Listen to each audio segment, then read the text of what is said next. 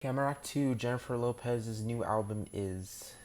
So, she did release a new album called This Is Me Now. I think it's like a part two of what she did early in the 2000s.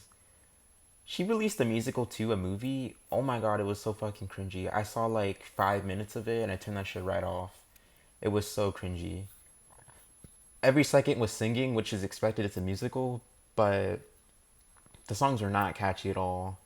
And it was dumb. Like she's 54 years old and it's like she's still trying to be young.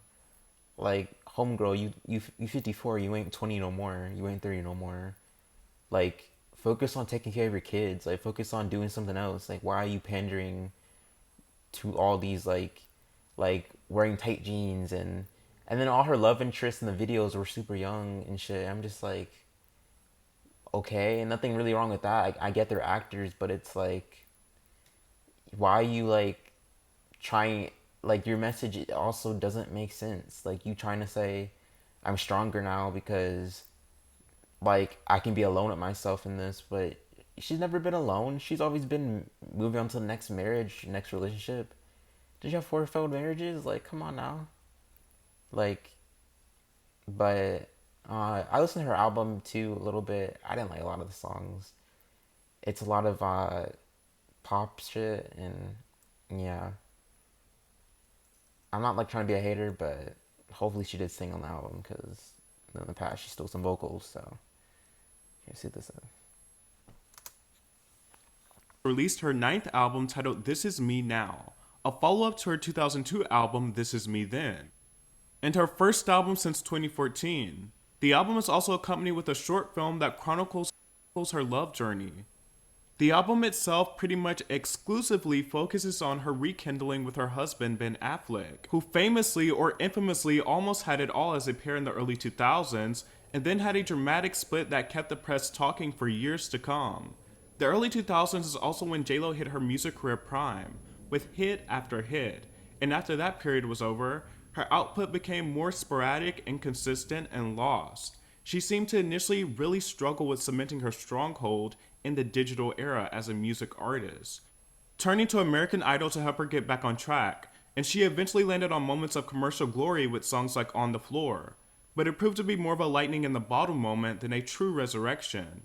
With that being said, she has been chucking along, single after single, one release after another, but This Is Me Now stands as a full statement of what J-Lo has to say and offer in today's music. In fact, she has described it as the definitive Nah, it J-Lo wasn't good. album, and one she That shit might was leave ass. music Let's not on. pretend now. Now, there's been a lot of talk about J-Lo's voice, and as a singer on this record, Jennifer is front and center. There aren't loads of singers and anonymous group vocal tricks to camouflage her voice. Now, that's not to say the album doesn't have its fair share of weak spots vocally, where it sounds like pitch or tone is off, but J-Lo has never been the best singer. She delivers best when her voice moves with the beat, not sitting on top of it and trying to do vocal acrobatics. The sonic style is very contemporary R&B pop, with some callbacks to classic soul arrangements, with some Latin flair here and there. And it's a decent pop album.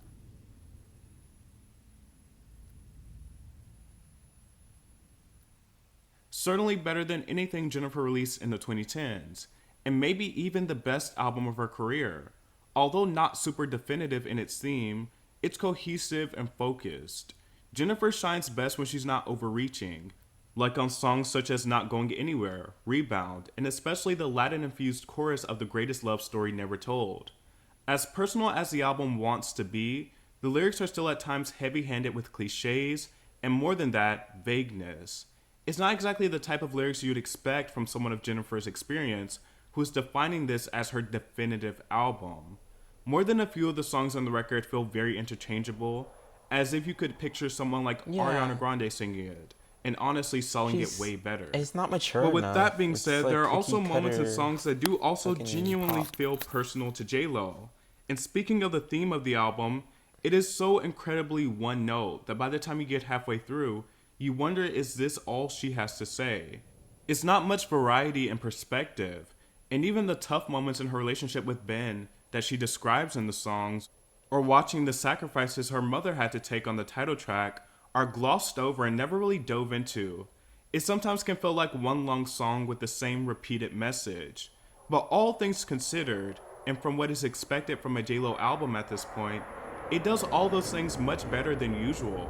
The music is not much of a spectacle or exactly soul-bearing, but it has some catchy hooks here and there, some good production here and there, even if some of the production choices are far too sanitized. But basically, the album is a love letter, with some good frothy parts, and other parts that just feel redundant.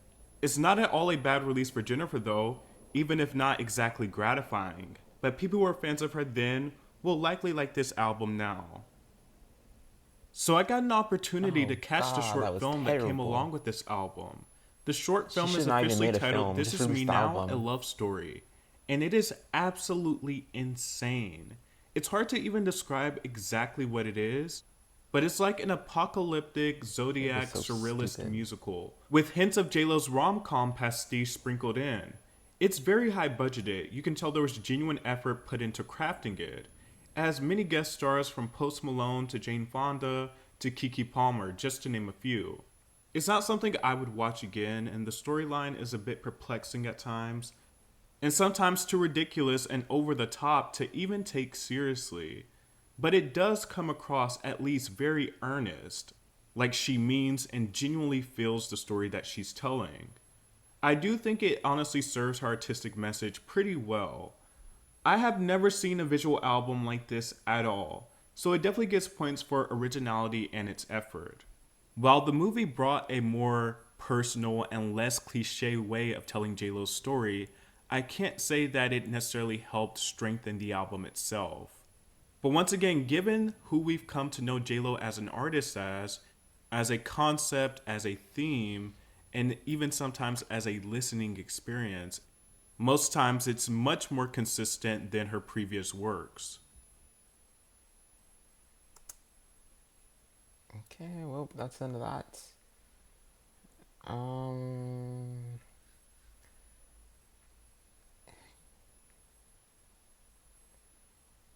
I personally, like I said in the beginning of the video, I didn't like the movie. It was fucking terrible.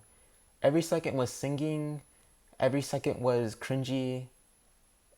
I could understand if she was moving on from acting in some a lot more parts, but every video after the other was a video after the other.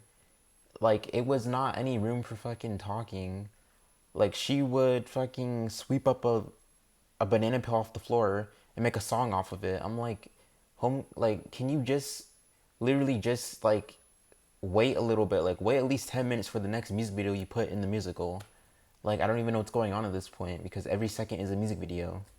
Like a musical shouldn't be so fucking quick. Like there has to be some acting at least. Can there be some? And then the album, it was okay. I wasn't a fan of it.